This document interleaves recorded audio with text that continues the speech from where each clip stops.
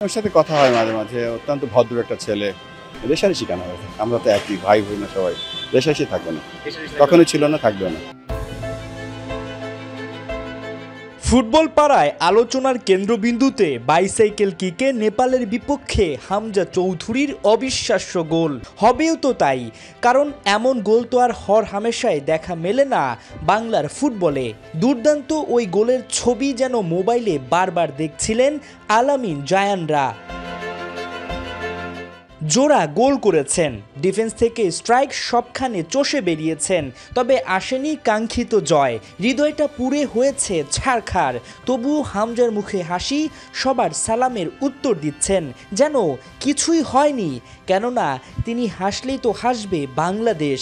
এমন বিনয়ী ফুটবলার পেয়ে উচ্ছ্বসিত স্বয়ং বিসিবি প্রেসিডেন্ট আমিনুল ইসলাম বুলবুল। এমনি ওর সাথে কথা হয় মাঝে, মাঝে। অত্যন্ত ভদ্র একটা ছেলে এবং এরকম একটা বাংলাদেশের অ্যাম্বাসেডর ফুটবলার আমাদের জন্য গর্ব। তবে গতকালকের ম্যাচটা মোটামুটি দেখেছি, আমার কাছে ভালো লেগেছে। একটা সবথেকে ভালো লাগে কি, যখন এই টিমটা খেলে, একটা টিমটাকে টিম মনে হয় এবং ছেলেগুলো এত ভালো। আমি অনেকের সাথে কথা বলেছি এবং আমার কাছে মনে হচ্ছে যে একটা একটা একটা কমপ্লিট টিম এখন।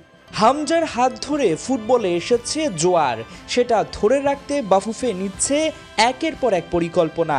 তাতে পরিবর্তন দেখে 90-এর ক্রেজ মনে পড়ে আমিনুল ইসলামের। খুব ভালো লাগে বাংলাদেশ ক্রীড়াঙ্গন ভালো করলে। আর ফুটবলের প্রতি তো একটা দুর্বলতা সবসময় ছিল, আছে, ইনশাল্লাহ থাকবে। এবং ফুটবলের এই ক্রেজটা বাংলাদেশের ইয়াং জেনারেশনের জন্য আমার খুব ভালো লাগে যে সবাই ফুটবল খেলছে, ক্রিকেট খেলছে, হকি খেলছে। ইনশাল্লাহ দেখবো, আশা করি আমাকে এর সবসময় টিকিট পাঠানো হয়। এই ম্যাচের টিকিট পাঠানো হবে, যদি আল্লাহ সহায় হয় অবশ্যই দেখবো এবং বাংলাদেশ টিমকে পুরোপুরি সাপোর্ট করবো।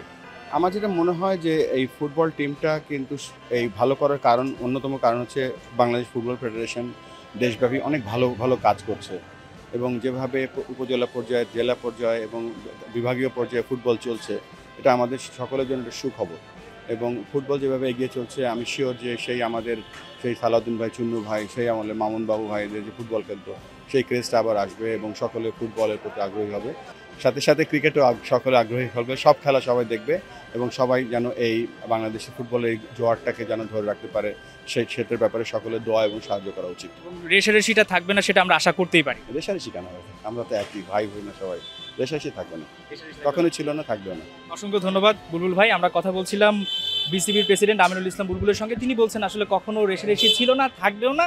ক্রিকেট এবং ফুটবল একসাথে কাঁধে কাঁধ মিলিয়ে চলবে। হাসান সজীব, ৭১, ঢাকা।